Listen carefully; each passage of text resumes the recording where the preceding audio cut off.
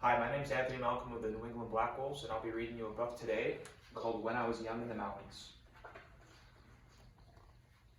When I was young in the mountains, Grandfather came home in the evening covered with the black dust of a coal mine.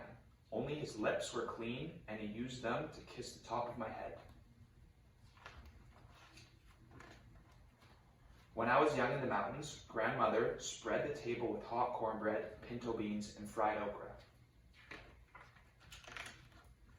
Later in the middle of the night, she walked through the grass with me to the Johnny house and held my hand in the dark. I promised never to eat more than one serving of okra again.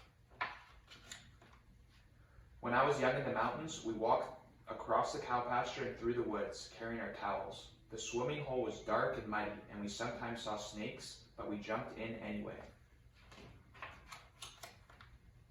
On our way home, we stopped at Miss Crawford's for a mound of white butter.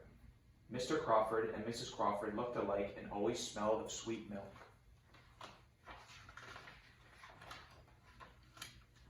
When I was young in the mountains, we pumped pails of water from the well at the bottom of the hill and heated the water to fill round tin tubs for our baths. Afterward, we stood in front of the old black stove, shivering and giggling, while Grandmother heated cocoa on top. When I was young in the mountains, we went to church in the schoolhouse on Sundays, and sometimes walked with the congregation through the cow pasture to the dark swimming hole for baptisms. My cousin Peter was laid back into the water, and his white shirt stuck to him, and my grandmother cried.